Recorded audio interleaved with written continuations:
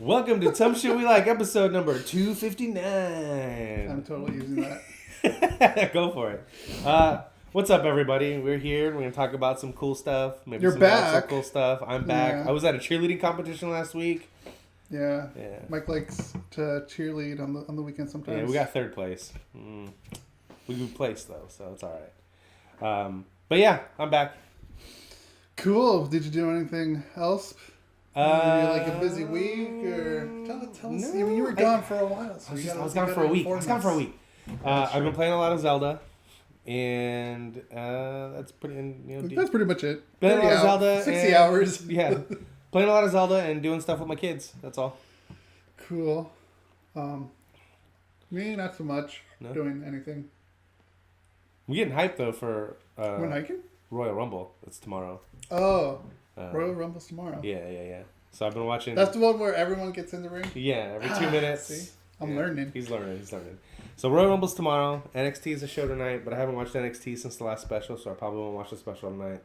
But what I do like to do is I like to go back and watch old Royal Rumbles. My favorite, that's right. My favorite Royal Rumbles.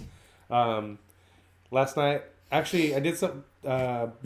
You don't know who Bruce Pritchard is, but Bruce Pritchard is a guy who worked in wrestling. He played a character called Brother Love in the 80s, but he also worked as a producer and writer and all that stuff.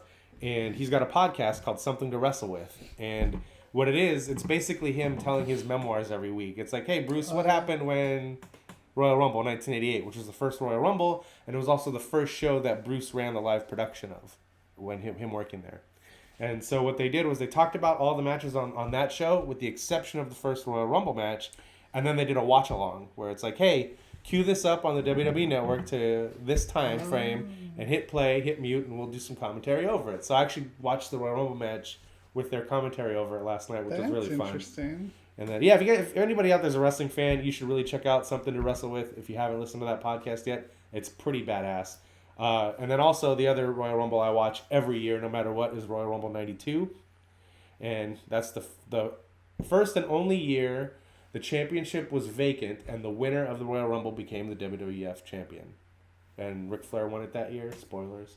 But it's from like all the matches, from the opening match to the Royal Rumble, the commentary. It's hard to find a more perfect wrestling show than the Royal Rumble 1992. Cheesy play, Brother Love. Yes. Cheesy knows. Yeah, so that's what I've been doing this week. I was watching old Royal Rumbles, getting hyped for Royal Rumble this weekend. And this year they're doing the first ever all-women's Royal Rumble match. So there's going to be 30 women over the top rope. Same thing. This year? Yep. The first ever? First ever really? all-women's Royal Rumble that match. they would have... They've had women in the Royal Rumble before, but they've never had an all-women's match, which is it's pretty historic. It's pretty cool. I want to watch. Yeah. I don't know when or where I'm going to watch it, but I'll let you know. Come over here. Okay. You watch it here. I'll let you know. It'll be fun. Stephen Amell's not going to be on or anything like that. Never mind then. That's the only wrestling that he watched, Cheesy, was when Stephen Amell and Stardust had their little thing going on. Yeah. That was interesting. Something new I discovered, and I don't know. Oh, I never did Voxu, I think. I downloaded the Comixology app. Comixology, yeah. And I forgot that they're partnered with Amazon. And apparently you can actually borrow comics. Really? Yeah. I was able to borrow comics from Amazon, and I guess you return it when you're done. I don't know how it works. It probably just can't use it anymore. But I think it's $5.99. You get like unlimited access to whatever comics you want to read. Really? That's pretty cool. Kind of just blew my mind. Like, God, I got to get a Kindle now. Yeah, you should, man. They're like $50. Yeah, they're cheap. And so, yeah, like, I don't know. I know why. It's because I've been recently watching, or I finished Runaways a while ago. I'm like, you know what? I need to get back to it. I know I have the trade somewhere in storage. I don't want to look for it. So I said, fuck it. I'm going to get it digitally. Yeah, your storage unit is so far. Yeah, it's extremely far. And it's that way. And so what I did was I went on there and I was gonna be like, I'll buy it. It's probably gonna be like $10 or something or whatever. And then like, oh, it says borrow Runaways Volume 1. Like, all right, cool. So I borrowed it, and I figured I'm gonna have to pay or something. Mm-hmm. I have to pay shit. So it's the app is a subscription to the app, or what's the deal with it? Like, do you have to You pay? can buy a subscription if you want, but I think like with most first volumes, you can just borrow them. Oh, okay, that's cool. So that's something new. If you have a Kindle, what you can do if you have a library card for your public library or your county library, you can actually go onto the county library website and borrow books digitally. And you download them onto your Kindle, and they give you a license to use that book for 14 days, I think. But after 14 days, you can't open it again. Okay. When you try to open it, it'll be like, hey, you got to go re-borrow it. So it's actually really cool. I haven't used that. My wife's mother, though, she was a librarian, and so she actually was the one that told me about it, and she uses it all the time. Like, she doesn't ever buy any books. She just borrows them from the library on her Kindle, which is really rad. That's funny. Yeah. Yeah, my sister actually works at a library, or she used to until she started going back to school. And she told me, like, you can get audiobooks too. Really? From Holy shit, I didn't know that. LA Public Library. There's an app. And yeah, you can borrow them that way too. Yeah, that's pretty cool. I never ended up. I have Audible, so Yeah. I ended up just getting it from there. But oh yeah, my third and final credit is coming up too. By the way, I get 3 months for $1 a month of Audible. Oh, I saw that. Yeah. So. Yeah, I definitely got to read that, Cheesy. I actually started it, so I think I'm like I want to say like 10 pages in, so I haven't really got too far, obviously. That's pretty cool. But I'm enjoying it so far. I really love the series, and yeah, that's something new I learned. So that's pretty yay, rad. Comixology and Amazon. That's pretty cool. I like that. Yeah, took you a month to finish it. Dang, probably took me longer. I mean, I haven't really read anything big, comic book wise, but except for like long series. But I read Y in like 3 days. Remember? Yeah, Y. I read Y the Last Man. Y in the like Last 3 Man. days. You can just run right through because it's that good. Oh, I did the same thing with Scott Pilgrim too. Me and my son, we finished Harry Potter. We finished Harry Potter and the Sorcerer's Stone. Oh, the yesterday. first one. I thought you, yeah. you said all of it. No, we finished the first book yesterday, Thursday night, and we're gonna watch the movie. Oh, okay. Today, I think. Oh, really? So he hasn't seen the movies. Oh, that's gonna be interesting. Yeah. So I read him the book. We're gonna watch the movie today, and then Monday, when he gets his reading log from school again, we're gonna start Chamber of Secrets. That's cool, man. Yeah. Yeah, let me know how that goes and see what he says between the movie and the So, book. being someone that's never read the first book before, or read those books at all, I really enjoyed reading that book. Like, it's a really good read, and I saw the first 2 movies when they came out, but that's all I've seen. I've seen bits and pieces of 4 and 5, I think. I've seen all. But yeah, and reading the book and then remembering from the movie. Remember what I remember from the movie. They do a really good job of cramming that whole book into that movie. Yeah. But I don't know. I'll have to watch the movie before I compare and contrast again, because I haven't seen the movie in 10 years, 15 years or whatever when it first came out. Yeah, I binged those movies. But I like the movie. I don't know if I could ever read the book. I could listen to the book, but I don't know if I could read it. The first book is a really good read, actually. The way it starts is pretty awesome. All right, so should we get into the show? Sure, let's do it. All right. So we both saw a movie. Yeah, together, in fact. We're together? Yeah. Oh, not together, but around the same movie around the same time. Yeah. So you want to lead off with this one? All right. Why not? I mean, we can talk about it really quick because I kind of already talked about it, and you kind of already talked about it. So real quick, we can go over it. I saw Pitch Perfect. I kind of talked about it, I think, 2 episodes ago. Mm-hmm. But now we can discuss it. Yeah. A little bit more in depth. I really enjoyed the movie, man. Like, I had no expectations going in. I enjoyed the second one. If you want to check it out, we reviewed Pitch Perfect 2 on this show. We did? Yeah, we did. I don't remember. Uh-huh. And you guys hid it from me that you saw Pitch Perfect 1 together. Mm-hmm. And I saw it like over New Year's Eve or something like that, or New Year's Day that year. And then you guys were like, we saw it too. And I was like, well, fuck you guys. Didn't tell me you saw this movie. But anyway. We were kind of embarrassed, I think. Whatever. I mean, wear it on your sleeve, bro. Ashamed. Wear it on your sleeve. Anyway, we'll talk about embarrassing. I'll talk about embarrassing when we get to a movie I'm going to review later. But yeah, so we saw Pitch Perfect 3. We've seen all 3 of them. And I really, really liked the first one a lot because it kind of came out of nowhere for me. And Right. Right away, they announced the second one, and I was like, "Oh, here we go, cash in money. Let's cash in while we can." And the second one was enjoyable, but was nowhere near as good as the first one, in my opinion. I did like the music arrangements and the songs that you chose to use and stuff like that, but it didn't have the same feel that the first one had. This one, however, I enjoy as much as I enjoyed the first movie. And I said the exact same thing. It is so shocking how different of a movie it is, and how good it is, and how much fun it is. It's just a fun movie that like pokes fun of itself. You know, doesn't take itself too seriously. So I went and saw it again. Did? Yeah. My kids wanted to see it, so me and the wife took the kids. And it pokes fun at itself, like you were saying. Yeah. And jokes come out of nowhere that you don't expect to happen. There's like cool little nods to the first movie in that movie. Yeah, and they kind of pretend like the second one didn't exist, with the exception of Haley Steinfeld's character being in it. That's true. But okay, so, and also, me and my wife also saw another movie that Rebel Wilson is in, called How to Be Single. I don't know if you've seen that movie. Yeah. I heard about it. I haven't watched it. I want to see it. So, the end of this movie kind of sets up that movie in a weird way. Really? Yeah, her character in How to Be Single is, she doesn't have a job, but she has lots of money. And then she has like an inheritance or something like that. And she says that at the end of the movie, at the end of How to Be Single. And then in Pitch Perfect 3, she finds out she has a lot of money.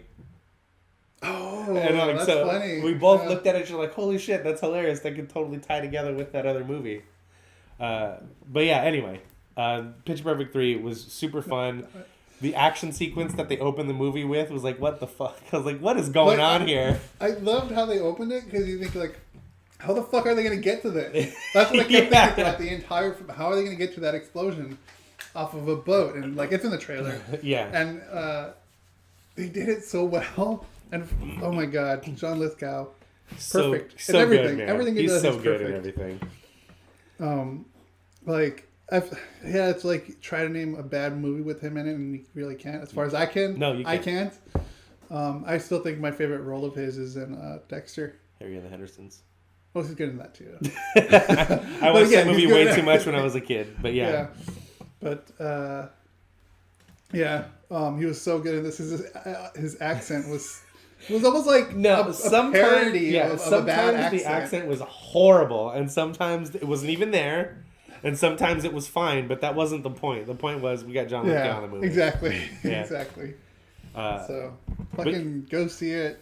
Here's what I'll say, though, that's hilarious. If you guys have played the video game Guitar Hero Live, which is the one where they put the live-action bands, the fake bands playing in, like, a airplane hangar, and you're playing as one of them on the stage kind of thing. Yeah. And also, sidebar, that game is super fucking rad and awesome and was a great evolution of the Guitar Hero franchise, and it's just a bummer that it didn't sell well, because I would totally play that some more, because I still play Guitar Hero Live pretty regularly.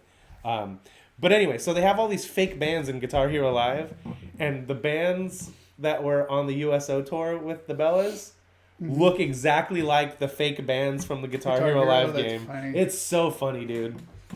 You guys should look that up. It's hilarious. But man, yeah, it was just one of those weird things where I went in with zero expectations, and it went from being like... The first movie was like, this is like a joke of a movie almost. Like, we're going to make fun of this thing that's kind of popular right now because of fucking Glee that everybody's all into. And now, like, you have groups like the Pentatonics, and there's actually a group that I like called Van Canto that's been around for a really long time that is like a heavy metal rock and roll a cappella group, and they're awesome.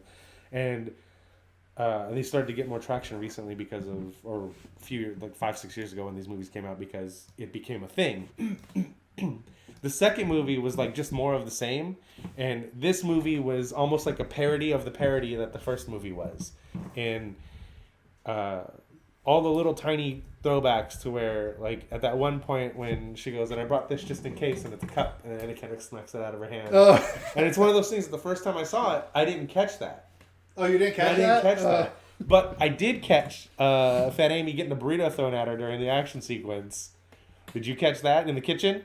The guy picks up a burrito. It's in a wrapper. It's like a frozen burrito. Oh, no, and he throws it at her and hits her right in the chest. And she goes, oh. And then goes back to fighting. That was a burrito. Okay, yeah. I don't remember. That's funny. Yeah, so there's funny little throwbacks to the other movies. And it was just a lot of fun. It was a lot of fun. Yeah, I really liked it a lot. Yeah, and also I'm in love with it. I'm in love with Anna Kendrick. So. Cheesy wants to know what's under your head. What's under your... Zero hair. I shaved my head the other day. So yeah, and I tried taking it off, and it's like Velcro. It's also extremely not tan. So with the lights, it would be really bright in here if I took this off. So not doing it. I gotta try the double chocolate chip frap. All right, so we saw that together, or we saw that. Saw that. We saw that. Saw Another that. movie you saw that I haven't seen yet. Okay. Because I actually haven't even heard of it. It's You Netflix, want to talk right? about embarrassing? So it's not really embarrassing because I don't really give a fuck. You said it's a Netflix original. It's right? Netflix original, yeah. Yeah, I haven't even seen this or heard of it So promoted. the only reason I watched this movie is because I happened to see a commercial for it somewhere, and the director also directed one of my favorite guilty pleasure movies, and you'll know this because I told you about this. Yeah. Look, I love the movie Drumline. Fuck y'all. Okay, I love it. And no matter if I come across it on TV and it's on, no matter where it's at, could be 2 minutes in, could be 2 minutes from the end, I'm gonna finish watching that movie. I love Drumline. So the director of Drumline directed this movie on Netflix called Stepsisters, and it's about okay. So what I gathered from the original trailer was that it was going to be a white sorority trying to join a black sorority step group. You know, step group as in like. I think I have heard of it. So that's what I thought going in, and I was like, "Oh God, that's weird." And then it flashed, from the director of Drumline, and I was like, "I'm in. I'll watch it." And it's actually a fun ass movie. There's some good comedy in it. But the story is one of the girls in the black sorority is trying to get into Harvard. Her parents are legacies, but they won't write her a letter of recommendation.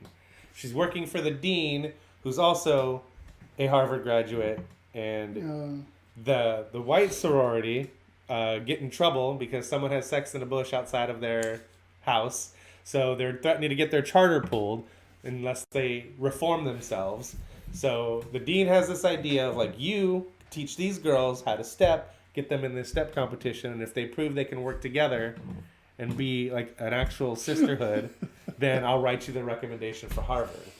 Through the course of the movie, she realizes Harvard isn't what she wants and this and that and blah, blah, blah, blah, blah. But just the actual comedy of the movie, it's really fun. I had a good-ass time watching it. I laughed a lot. And I really enjoyed this movie. And if you guys... I'm not surprised because I know you like Drumline. And this is like... Again, this is not like a Drumline-esque movie, but from the director of Drumline, I was like, well, I'll check it out. I like his style. Yeah, it's in that kind of vein. So, but yeah, I really, really like that movie, and I think people should watch it because... I don't know if I will, but... It looks like it was made for very little money, and not in a bad way. It looks like it was but it's there's a lot of really They use fun... their budget well. Yeah, and there's a lot of really fun comedy in it. Like, really good stuff. Well, that's cool. Yeah. That's funny. It's just a short review, but I like it a lot. The title Stepsisters? Yeah. I was thinking it was going to be some kind of family drama. Yeah, that's what I thought. I was like, what the fuck is Stepsisters? And then I think what happened was I was reading an article online about movies that are coming to Netflix in January. Okay. Or throughout 2018 or something like that. And the first one that showed up was Stepsisters. I was like, what is that? So I looked up the trailer and I was like, oh, this looks stupid. And then it said from the director of Drumline, and I was like, oh shit, now I have to watch this. You gotta watch it. But it was stupid, but in a fun way. And I enjoyed it a lot. Cool. And you guys should check it out. And if not, fuck you for judging. All right. cheesy, because you've been with us for so long, I'm going to make you a mod. Oh, yeah. So, you, sir... Shit, how do I do it? I forgot. Oh, here you go. I didn't call for you, Siri. Shut up. Mod. Bam. Cheesy, you're a mod now. Damn, giving him all that power and responsibility. Yeah. Well, he stuck around for a long time, and we could use a mod. For sure. Because Bryce is obviously out right now. Siri, cheesy, same thing. I have my phone right here, that's why. So, cool. You saw a movie. I saw a movie. Okay. I saw The Shape of Water. I really want to see that movie. I obviously really wanted to see it too, but it took me a while to actually go out and see it. Finally did last week. First of all, let me just say, fuck you, AMC, because I just hate AMC theaters. Well, okay, no, correction. You hate people that go to AMC I hate theaters? this particular AMC theater because it just sucks. Okay. We try to give the city something nice, and they just have to ruin it. But it's been there for like 20 years now, and it hasn't changed. It's been the same garbage. No, it changed, and then they just fucking trash it all over again. Oh, okay. It sucks. Anyway, that aside, I saw Shape of Water. Okay. Going off on a mini rant. Shape of Water, Guillermo del Toro. Mm-hmm. Fucking fantastic. His movies are just so good. Like Pan's Labyrinth was the first movie I saw of his. It's fucking great. He did Hellboy too. Yep. As well, Those and like movies. those are really good movies too. Like his vision for like monsters and his like storytelling is just so good. Yeah, I agree, man. And when he won the Golden Globe, like he talked about like the way like his speech was just like so inspiring. Like I always hope someone would kind of like my monsters, or I love living in a place where I can just write about my monsters. He says my monsters like it's his kids. Yeah. You know, and it's but back to the movie, like the review of it for me is 100% like I'm really rooting for this movie for Best Picture. I haven't seen some of the other Best Pictures other than like Lady Bird and what's the other ones? I think Disaster Artist. I don't remember. But is that nominated? I don't know. I can't remember. I probably should have it up right here, but I don't. But yeah, it's so good. Like if you just love his movies, if you love great storytelling, this is all kind of in the 50s, I want to say. 50s, 60s-ish. 50s. And like the set designs are amazing. It looks like just straight out, the 50s. Right. The one thing about this movie that let's get to it. that I was kind of shamed on publicly on Twitter. Thank you, Ryan O'Leary. Thank you, at the Bloody Mess. Was my distaste for Michael Shannon. He's garbage. I'm sorry, but I'm just not a fan of Michael Shannon. He's hot garbage. I wouldn't go that far. I would say I think he would be he is a great theater actor. I don't like. Yeah, I can't stand him in anything he's in. Yeah, and to be fair, I have only seen him I think in like 3 movies. This one, Man of Steel, and Premium Rush, which he's so bad in Premium Rush. He's so bad in Premium Rush, but again, Premium Rush. It's an alright movie. That's a fun movie. Shut up. You movie. shut your damn mouth before I tell JGL what you're saying about his movie. I watch anything he's in. I do too. But yeah, Michael Shannon in this, like, I really didn't like him in this. And then, like, the more as the movie went on, and the more I started thinking about what this movie's about. Yeah. About this monster and this love story between this woman, and this creature. It's like, this is a fairy tale. Yeah. And his acting fits for this fairy tale. Right. So his cartoony, over the top acting worked for this movie. Okay. And it made me come around on him for this movie. Okay. I don't know. I'm not a fan. Like I have the same problem with when they do musicals for whether it's animated or live action, and they get Broadway performers to do the screen adaptation. 9 times out of 10, it's bad to me because I do not like when you're on stage. You have to be big and over the top and over enunciate and over motions. And big motions. You have to. But when you're on screen, the cameras can pick up the nuance. But I never like the way Broadway singers sound when they do it for TV or movies, because they always sound like they're screaming, or they're too loud, or they all have this really breathy delivery that sounds like they're going to cry all the time. And it's not good. And I'm a fan of musicals. But it doesn't translate onto small screen or silver screen. From Broadway and big stage performances, you have to make adjustments. And a lot of the times people don't make those adjustments. And Michael Shannon, to me, is one of those guys who doesn't make adjustments. He's just like, fuck you, I'm going to do me. And that's what he does. Yeah. And everything. And it's too much. It's too big. It's too over the top. And it generally never fits. But you're saying that it fits here. It fits here, though. That's what kind of like made me like him in this role. And like him in this movie. And like the more, as like I said, as the movie progressed, like his character just got more sinister and more deep, and he nailed it. Okay. You know, for this movie, for this story. I just wanted to clarify that we don't think he's a bad actor. We don't like what he does. Exactly. And again, I can't really judge because I haven't seen a lot of his movies. Right. And, you know, but from what I've seen, you know, that's just my take. Don't like what he does. Like, I would like to see him on stage. Yeah, I bet he fucking destroys it. Yeah. But enough of Michael Shannon. The movie was good. Yeah, don't talk about him. The movie was great. Sally Hawkins, I believe, is her name. I should have this stuff, but I don't. She's so good in this. She barely says a word, and she's so good. This movie it touches on topics for that generation, for that time period, as well as like from now. I don't know how it do fits. It fits. It just fits. It's relatable. Okay. You know, one of the characters. I don't want to give too much away, but like, just watch the movie, go see it, and I guarantee it'll resonate with you, because it resonated with me when I left. That's cool. And I really want to learn sign language. I always wanted to learn that. I was just not. It's definitely a movie that has been on my radar, and I don't go see movies a lot. The only movie I've seen. Like, I saw it, and then the next thing I saw was Pitch Perfect, and I didn't see it till January of this year, and not December last year when it came out. So it took me till after December as well to see it. But yeah, go see Pitch Perfect.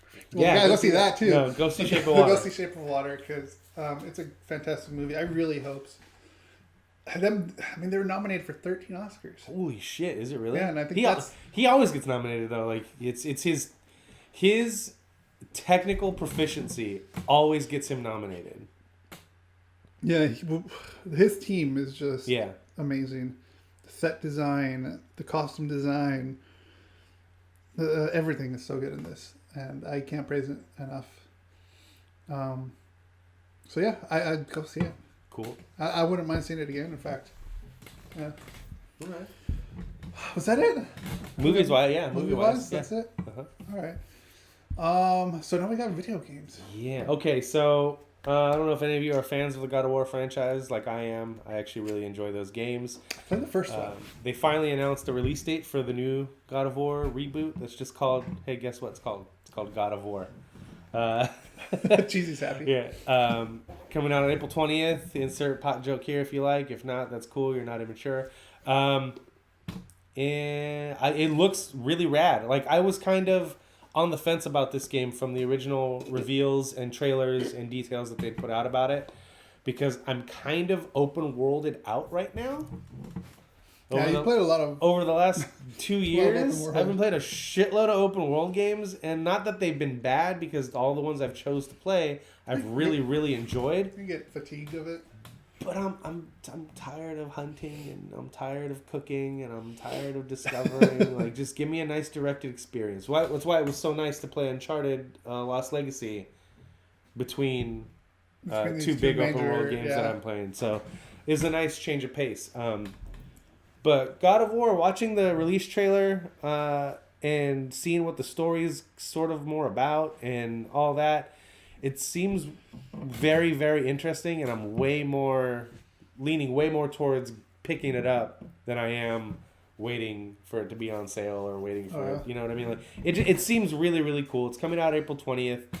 If you haven't watched the trailer yet, there'll be a link below. If Or you might be watch it playing later, here. or silently playing here somewhere. We're not sure. But yeah, I'll definitely put a link in the description of the YouTube video for it. You know, I lied. I actually did see the trailer. Did you? I watched some of the trailer at work. Okay. Because I got an ad for it when I was watching YouTube at work. Oh, okay. I like from what I watched, like it looks gorgeous. Yeah, It really looks gorgeous. And the plot of Kratos being a god and his son not knowing, and then something happening with his kid, and there's blood of a god running through his son's veins, and all this shit. Like, it seems like a really cool story, and I'm down to play this game for sure. I don't know if I'll play it because I already got a shit ton to play and watch. But well, you got till April. That's true. But like I played the first one. I enjoyed the first one a lot. I thought it was gorgeous. Also for its time. But watching this, like I wouldn't. Of course, it's something you'll stream online. I'll probably watch you play it. I've played 1, 2, and 3. I know you're big on the. I also played the PSP games, Chains of Olympus and Ghosts of Sparta. Those to me, honestly, are 2 of the best games in the franchise, and they were on a handheld. Really? They were fucking awesome games. Yeah. Can't judge on that. I haven't played them. Yeah. I don't play the first one, but yeah, man. My only beef with this and every other game that's coming out is it seems like everybody's trying to Cheesy agrees. put The Last of Us in their game. Like, and I don't mean that in a bad way. Yeah. I mean that in like everybody's trying to tell a similar story, and that's okay. That's cool. There's Want to different tug at the heartstrings. Yeah, there's different takes on all those on that kind of story, which is fine. But like it just seems really glaring. Like even Uncharted 4 had a little bit of Last of Us in it, and obviously it's the same developers, but it had a little bit of Last of Us in it. Like Horizon's got a little bit of the Last of Us in it. Everybody's got a little bit of that. We're gonna punch you in the gut real hard, real fast, and real early, and then you're gonna have to work your way out of it, and which is fine. It's not a negative thing. It's another one of those trends in video games that's kind of overtaking the medium. But if done right, you can make for for sure very good storytelling. I just don't want it to become a bad trend, like loot boxes have become. Hey, Wolf is here. Hey, what's up, Wolf? We are talking about God of War. And Cheesy did agree with you about the 2 that you mentioned. Oh, the PSP games? Yeah, those games are dope, dude. So let me go back here. Ascension. Oh, I didn't play Ascension, actually. That's the only one I haven't played. Because Kratos is not the main character. It's a side story. Okay, Ascension was the only one he hasn't played either, I guess. Okay. And they try to cram some fucking multiplayer into that game, and it's like you're not playing as Kratos. It's still called God of War, though. It's like, nah, fuck y'all. I ain't playing that. And then I guess you recommended Wolfenstein for a more A/B storyline. Did you play Wolfenstein? No, actually, I have not. Francis played Wolfenstein. Yes, 1 and 2. But right now, I have Wolfenstein: The New Order, which was the one that came out in 2013, coming from GameFly, so I can play through that. And then I'm going to play through Wolfenstein 2, The New Colossus. Because those games seem very interesting to me. Yeah. Like the story. They're over the top and all that shit. So yeah, I'm really excited to play through those. That's cool. But yeah, video game wise, other than that, like, I'm just playing a lot of Zelda. Cooking some shit. If you cook some raw prime meat and a hearty turnip, I still got it refills all your health. Text, plus you get 5 extra hearts. Shit, now that I know that. Yeah. Okay. Yeah, I'll probably be playing that soon. So that's God of War. I'm really excited about it now, whereas I was on the fence before. I think you should check out the trailer and later on and tell me what you think, because it's definitely something I'm super interested in now. Yeah. Let me see here. I'll get the next thing going. Yeah, Judy feels the same way, but open world games, especially because he just got Monster Hunter. Oh, did you? World. Shit. I want to get that too. So it's a bunch of hunting and explorings. All right. What's the next topic? Next story. Mm-hmm. Okay. The next story I want to talk about is the Colin Moriarty video. Right. If you guys don't know Colin Moriarty, he used to be at IGN. He was that Kind of Funny, and now he does his own thing on YouTube and Patreon. And he does a video game channel called SideQuest. And he put a video Right. up this week talking about a dealing he had with Konami. In 2013. Yeah, I watched the video.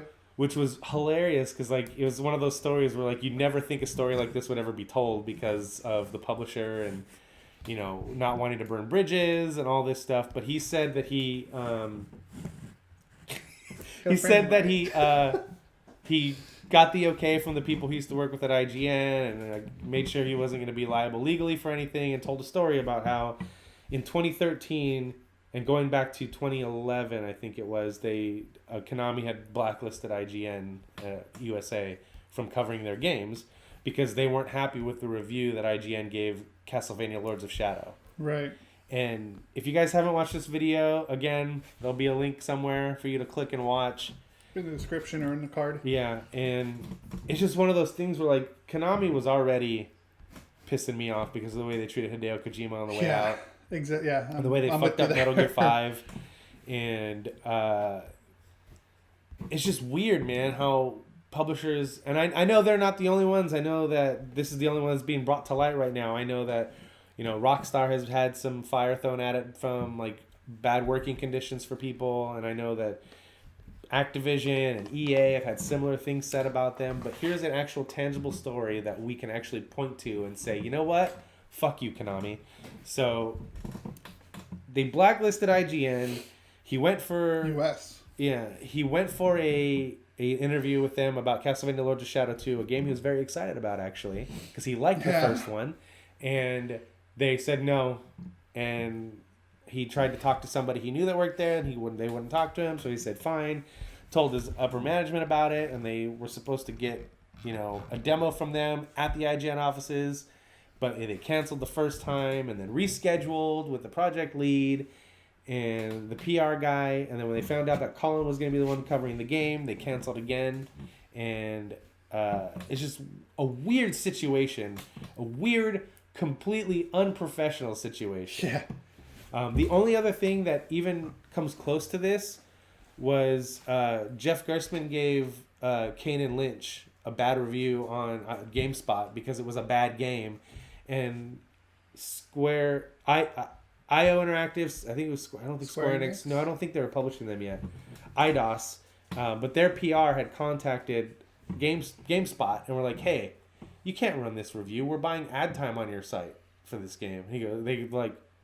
No, that's completely independent of our review system. And they went so hard on GameSpot that they ended up firing Jeff Gerstmann, which is what led to the starting of Giant Bomb, which is the best video game website out there anyway. So fuck off. But yeah, so they fired him. And over a review score, over him giving a bad review to a bad game. And it's just one of those weird things, man. Yeah, like, how can you get away with that shit? And they called it out, and like, so at one point, CBS, which was owned GameSpot at the time, purchased Giant Bomb. But Jeff Gerstmann said the only way this is going through is if I get to sit down and talk about what actually happened.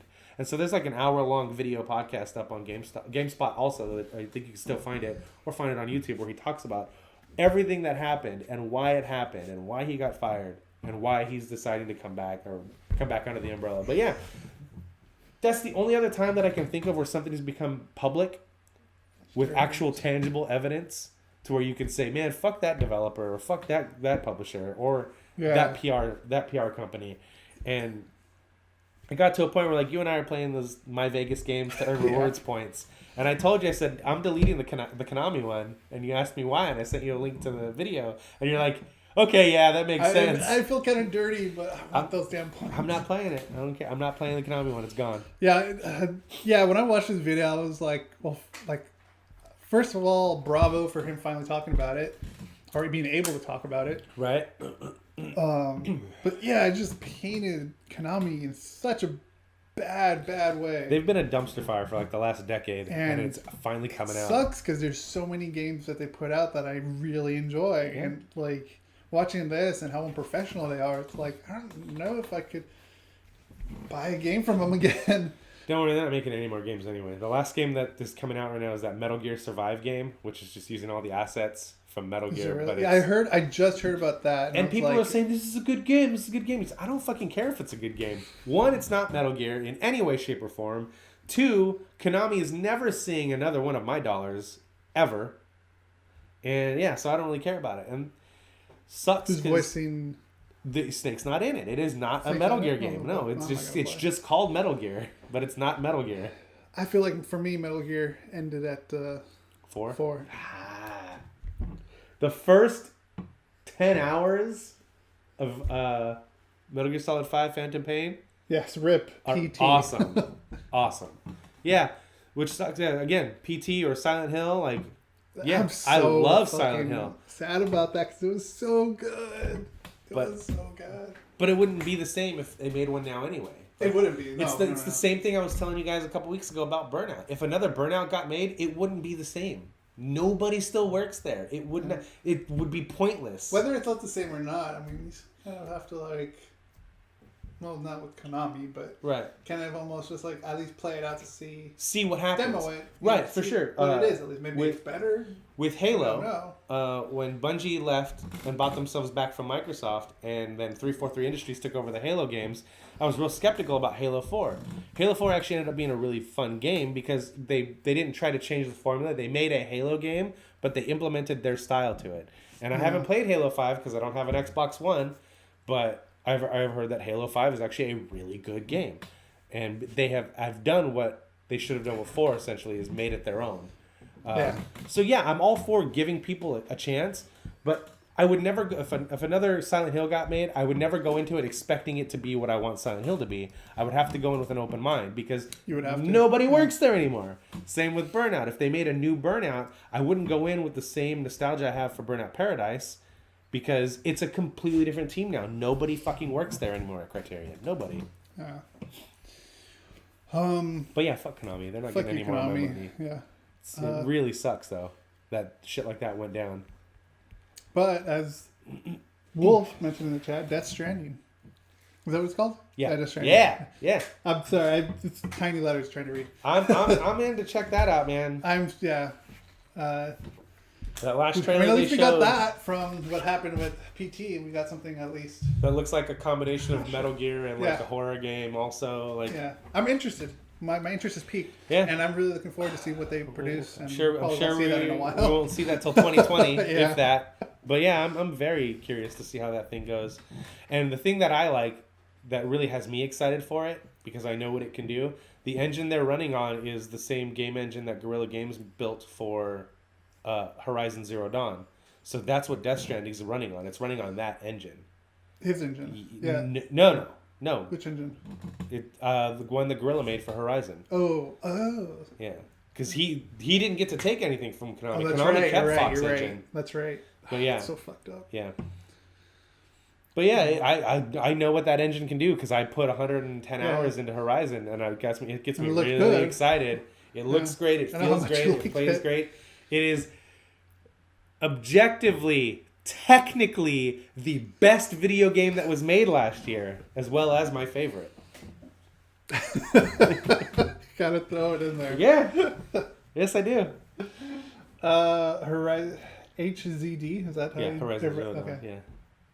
Oh, not yeah. But I'm really excited about Death Stranding also. Fuck Konami. They'll never get any money from me ever again. Yeah. I'm done with them too. I won't even... Like that stupid slots game, I'm not playing those anymore. I always won on that fucking thing. I did. Yeah, I know. I got a thing from you sending me fucking coins the other day on Facebook after I told you. Oh, that's right. Yeah. And I was like, you don't fucking send me this, Rick. Come on, don't do that. I'm at 16,000. If you want me to go to Vegas, I gotta be playing that shit. I'm at 16,000 rewards points already, by the way. God, I'm not even close. You gotta keep playing, bro. Keep playing the pop slots. I have 20 million coins into pop slots right now. Anyway. See what happens. Last video game story, real quick. It's not real quick, actually. It's actually a big-ass story. And it's an amazing story, and it's also a company realizing they need to take a fucking bath on this generation of consoles and really try and get people back on their side. And that is Microsoft Game Pass is $10 a month. And they are like, hey, there's some 360 games in here. There's some Xbox One games. It's Netflix for video games, essentially, is what they're going for. And at first, it was like, here's some original Xbox games, here's some 360 games, and here's some Xbox One games you can play. $10 a month, you can play them no matter what. That's insane, dude. They announced this week that going forward, as of now, every new first-party game, so it's Microsoft Studios game, every new first-party game is going to be available for you to play on Xbox Game Pass the day it comes out in physical retail. How is that possible? It's their right now. It's just their games. It's just Microsoft games. Well, I know, but I feel like they're gonna lose all money. Not really. They're gonna get an extra amount of money because once I'm able to, I'll buy an Xbox One again now and pay that $10 a month. The only thing the example they cite is the game Sea of Thieves by Rare. That comes out March 20th, I think it is, March something or other. And they said starting with that one, because that's the next Microsoft Studios game release, that game will be available for you to play for not for free, but for your $10 a month subscription fee that you're paying. They also said it's not stopping there. You can guarantee that State of Decay 2, which is coming out later this year, the next Halo games, the next Forza games, Gears of War games, all of their first-party titles will be available to play day one if you pay for that $10 a month Xbox Game Pass. And I saw that and immediately thought, well, now what they need to do is work on getting that back catalog of first-party games. Halo 5, the other Forza games, Gears of War 4, the Insomniac game that came out that was a Microsoft Studios published game. Sunset Overdrive. Overdrive. Yeah, I remember that one. Sorry. And yeah, so like get those games, because even if they just came out with 2 games a year that were Microsoft Studios exclusive games, that would be worth it, because that's $120 right there for 2 games. But having the added value of all these other games that, maybe I wouldn't have played Gears of War 4, but it's at my fingertips. I'll play it. I can play it with a subscription. Like, that would be awesome. So they need to work on getting that back catalog going. But I think it's fucking awesome that going forward, every Microsoft Studios game will be on that Game Pass. And it makes the Xbox One a more attractive console now. Because you can get one for $200. An Xbox One S. Gone down in price. Yeah. Not the One X. I don't have a 4K TV. I don't need that shit. But you get the Xbox One S for like $200 right now. And then $10 a month. So like you're going to spend $320. And you're going to have this catalog of games to play. And it's pretty insane, man. Pretty insane. And then you don't have to have Xbox Live Gold. You kind of need it though if you want to play online though, right? Yeah, but you don't need to play these. All these games are all games you can play by yourself. Like, yes, Halo multiplayer. Yeah. Okay, yes, gotcha. Gears Gears of War has multiplayer. Yes, Forza has multiplayer. But that's not what I go to those games for. I go to those games for the single player experience. Yeah. But yeah, man, I think that's fucking amazing. That's insane. I do think that's insane. I am trying to comprehend like how, like I get people will buy into this, but is it going to be enough that they kind of make up? So somebody did some math, because they talked about this on Kind of Funny this week, and somebody did the math and said that only, judging by the sales of the Xbox One exclusive games from last year and how many Xbox Ones are in the wild, only 15% of people that own Xbox Ones bought Microsoft exclusive games. Okay. And the math to that was they only made like $97 million off games, which is not only, but it's a good amount. But that's 15% of the audience. And the guy said, 15% of the audience got this Game Pass. They would make even more money, and that if you think about it, and just like Netflix, it's $10 a month. That's true. Yeah, it's $10 a month, and so Movie Pass. Yeah, Movie Pass, Netflix. Well, Netflix is $11 a month now. Fuck you, Netflix. $10.99. $10.99. It's $11. But yeah, it's just one of those things where like if you did that, so let's just say that same amount of people bought the Game Pass, that bought the Xbox One games, and kept it for the entire year, they're making like 10 times the amount of money they would have made just by selling a physical copy of the game. Really? Yeah. Well, think about it, dude. Like, I guess, yeah.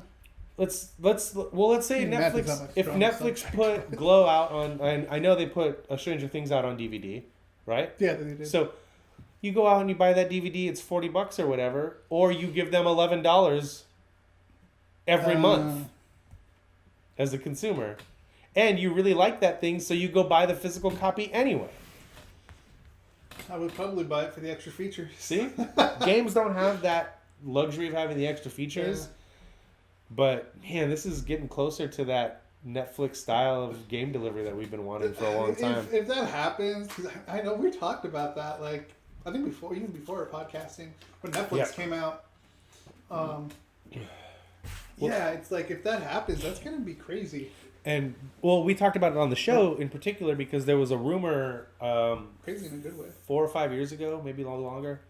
It was one of the first things we talked about. Actually, shit. there was a rumor that they were going to subsidize Xbox 360s through your internet provider. That was a rumor, wasn't Yeah. it? Yeah. And it was like, well, if you commit to 2 years of Xbox Live and internet service, you basically get the Xbox 360 for free. That's right. I And remember that talk. Okay. This is closer to that happening. This is kind if of... they came out and said, you know what this also opens the door for? This opens the door for a whole different SKU of Xbox One. Like, you can ship an Xbox One with no disc drive and just a fat fucking hard drive, and it's just a way smaller box that you plug into your TV. You sell that for $150? Here's a $150 box. You plug it into your TV. Or you say, if you commit to 2 years of Xbox Game Pass, here's this box that only plays digital games for $100. Just like they used to subsidize cell phones. I was gonna say just like Just commit to the contract, which I would do happily. And even if it was like, here, give us $100 down and then pay us $5 a month for 2 years. Like, subsidize that plan somehow to where it makes it easier for me to get an Xbox One in my hands and play these games. And I'm all in. I don't know if they're going to go that route, because right now they're just working on this subscription model, so it might be a long time before they ever try to do a subsidized model.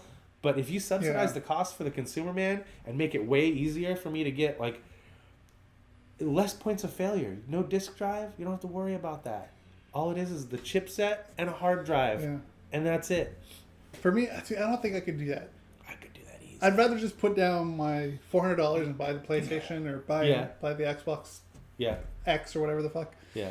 And just already have it. Because I don't know, I don't like monthly payments. I like monthly payments. Fucking hate monthly payments. I like monthly payments better than I like parting with $400 at once. I'd rather part with I would willingly part with $500 over the course of a year than to give you $400 all at once. And that's the whole point of the subsidized plans, man. Yeah. I don't know. I don't think I could. I would fucking do that. I understand why you would do that, just because you play a lot. But for me, like, I'd rather just toss it down. Just because, like with Amazon, I pay it all at once. Yeah. You know? Just because I think it's better that way. And also, they just raise the prices for monthly Amazon. Yeah. So, yay that they didn't raise our prices. Yeah. Well, they will next year. I'm sure they will probably next year. Yeah. It's part of their plan for world domination. Every time Amazon story comes out. Screaming what? out. Amazon key?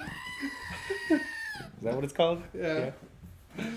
Oh, God. What? Shopping without having to pay? All right, don't kill the goat now.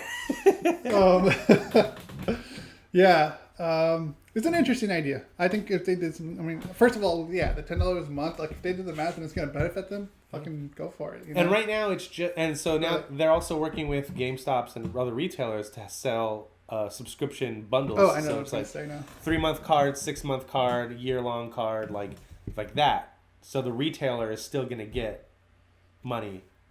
So it's not just completely kicking them out of the loop. Yeah. Now I remember what I was going to say now. Yeah. So you're talking about like have it all just be in one box. Isn't that kind of what the Steam box is?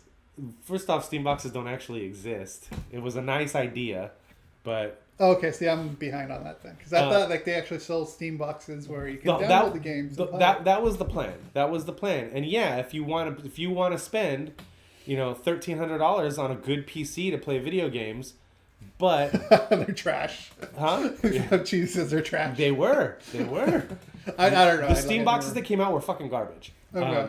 But if you, but see, the whole point is, So it'd be like the Ferrari of Steam boxes then. But you still have to build a fucking badass PC to play these games that are on PC. Then you still have to pay for the games on PC after spending all this money. The whole point of the Xbox idea, in my opinion, would be to, like I said, cut down on the size of the box, so you don't have to put the disc drive in it. You don't have to put the TV bullshit. They completely abandoned Kinect and announced they aren't making it anymore. So you take all that stuff out of the box, and you can make that box infinitely smaller than it is now, and sell me that box for a cheaper rate because there's a bunch of less technology in it, and then I'm gonna give you $10 a month. So it was like like a Fire Stick or a Fire TV, right, for video games. Okay. Yeah. I because gotcha. like Netflix is a great model to invoke when you talk about this, but they don't have a Netflix. They don't have a box that you buy from. They did at one point. They had didn't they have a Netflix box? I thought they did. Oh, they were going to do one. I think. If anything, maybe it was rumored. They were going to do one. But yeah, and then the app is what saved that. They just put the app out. But yeah, if Netflix sold a physical box that you could buy and then you gave them the $11 a month or whatever, that would be. I think the better model to talk about is like the Fire Stick or a Fire TV. Fire Stick or Fire TV. Yeah, that makes sense. Apple TV. Yeah, Apple TV. Except fuck Apple TV. If Apple TV had a subscription model to where it was like, give us this amount of money a month and you can watch all the content that's on our thing, then yeah. But yeah, the Fire TV with a Netflix subscription model is essentially what I would buy an Xbox. All right. And not to stream the games, but give me a fat hard drive so I download the game. Right. And play it locally rather than trying to stream it. Because that's the problem with Sony's thing right now with their streaming service, PlayStation Now. Right. That's their only problem, is that they'd rather pay to serve the bandwidth for streaming it than they would pay to for the bandwidth for you to download and play it locally. Which they're probably also afraid of exploits and cracks and people saying piracy. But get your shit under control and make that happen.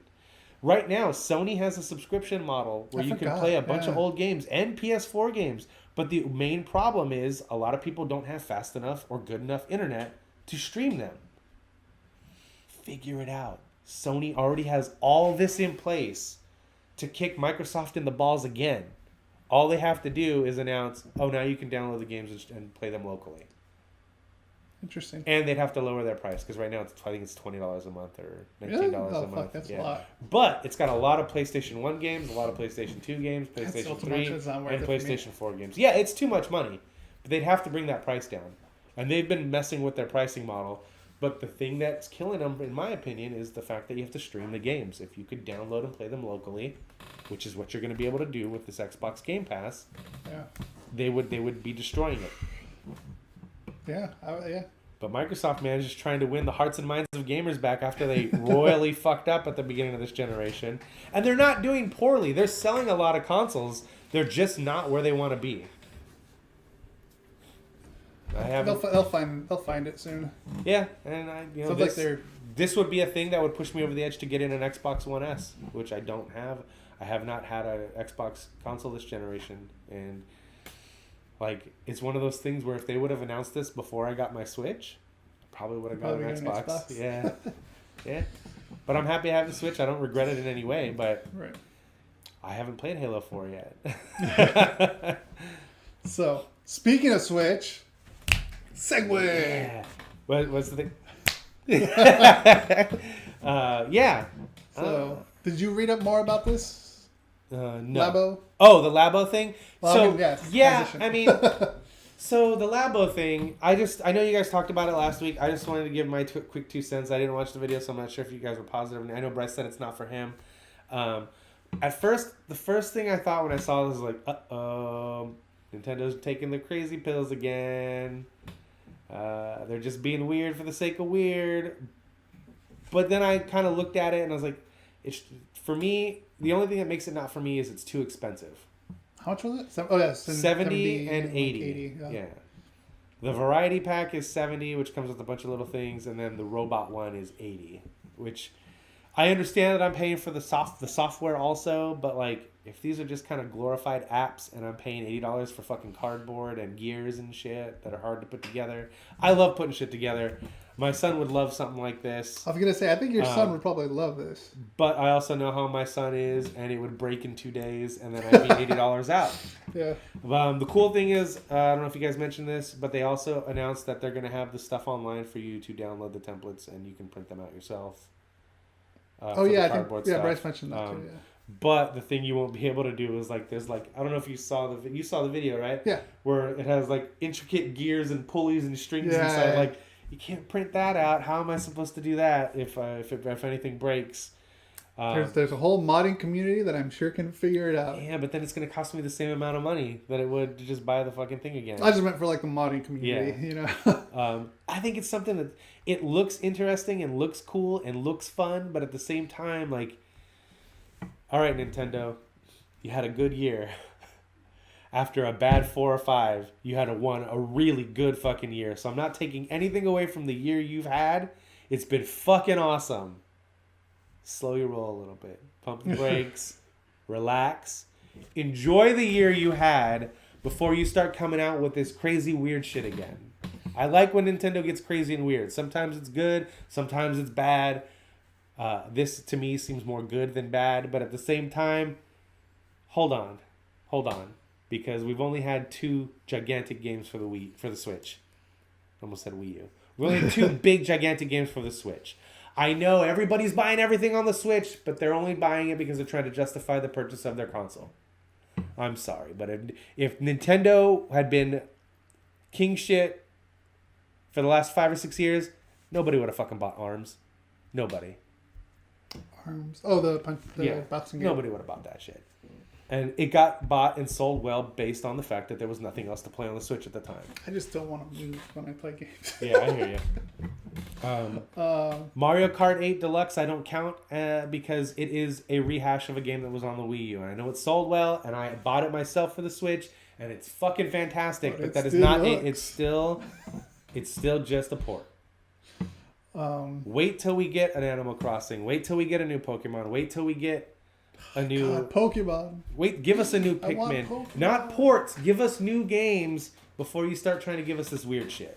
Yeah. I know nobody at Nintendo is even fucking listening to this, but my whole point is just, yo, calm down. So you haven't earned that yet. I kind of sat on this a little bit more after we recorded, and the more I started thinking about it, the more I'm like, all right. I mean, you brought up a really good point, which you said, like, again, I don't know everything about this because I haven't really looked into it. But you said, well, maybe it's just an app working for these specific things. Yes. If it's not that, I think this is fucking genius because you can create whatever you want.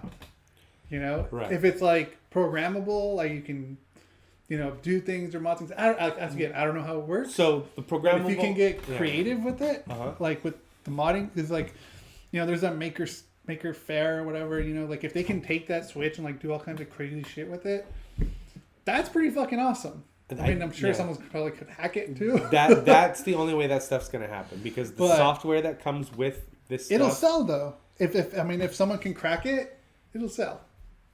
But if someone can crack it, then it won't sell because they won't have to buy that. They can make their own cardboard things. I guess that's true. But Nintendo's really good about exploits and covering them up quickly. But like, so the piano thing, it's actually pretty cool. It's really cool, and the way it works is you put your Joy-Con that has the infrared sensor inside the piano. That's how it works. So that's how it judges the distance between the keys. That's how it translates what buttons you're pushing on the piano. That's impressive, dude. Yeah, it's really impressive. The robot that moves around, the little RC robot thing, the way that's moving cool. Is you put your Joy-Con in it, and using the rumble, it rumbles a specific way and causes the thing to move. So it doesn't have wheels or motors or anything like that. It's all using the technology of the Switch, and the software that comes with it is software for the Switch. It's not something you can plug in anywhere else. And but now that people see this, you can use your Nintendo Switch Joy-Cons on PC because they're just Bluetooth. Oh, So really? yeah, so I think what people will do is they will find this and see this and build their own programs for PC that are very similar to this, so you can use your Joy-Cons for that. That's cool. So you won't have to crack Nintendo software. You won't have to hack into anything. They'll just make their own software that works with the controllers.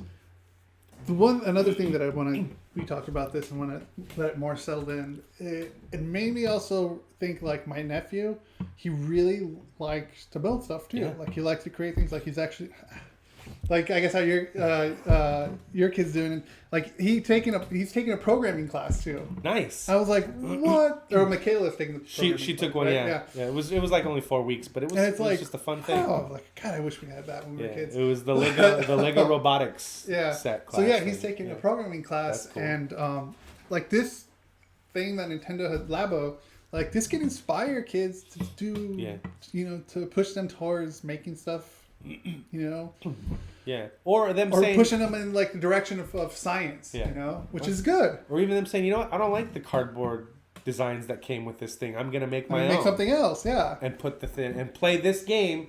So with essentially the same controller, Toy-Con. Stupid. Toy-Con. That's what they're calling them, the Toy-Cons. I thought they were Joy-Cons. No, the cardboard sets. They're calling them Toy-Con 1 and Toy-Con 2. Anyway, so you're basically doing the same thing, but like if you're like my son or your nephew sees the little piano that comes with it and goes, I don't like the way that looks, and makes his own out of cardboard and just implements that, then that's awesome too. Yeah. So it's still like I like sparking that creative side of kids' minds, which I really dig. That's what I'm trying to say. Yeah. I have trouble with words. I know. The creative part of it for the kids, I think, is wonderful. Yeah. Technology is moving fast, and this is something that can inspire kids to do more than just whatever someone hands them. Like, no, fuck it, I'm going to do something better. Exactly what you said. Yeah. And again, I think it's something that's really cool, but I do think that Nintendo needs to slow their roll a little bit. And before they start trying to sell us cardboard, they need to actually come out with more games and not count on the third-party ports that are coming, because the Switch, the eShop, is a fucking hassle to navigate already with phone ports and garbage. I have no issues navigating it. It's, dude. But, the idea, I think, for kids is definitely a good idea. It's pretty cool, man. I'm definitely someone that's cautiously optimistic about it and kind of sitting on the fence going, oh, I'll see how this shakes out before I commit any money to it. So I think that's a show. Yeah. Show. A very good show, if I do say so myself. I pushed the wrong spot. That's going to end it for us today. Thanks for everyone who dropped in or lurked. Yep. Cheesy, thanks for being a mod. We made you a mod. Wolf, thanks also for coming by. So if you want to catch us, we put up these videos Tuesday through Friday. Tuesday we put up the video and an audio. Then Wednesday, Thursday we put up videos, with Friday the full motherfucking show goes up on Friday. Sorry I can't do it as good as Bryce. It's alright. It's not bad. So be sure to subscribe to us or listen to us on iTunes or any other audio listening. Until next time. That was some shit we like.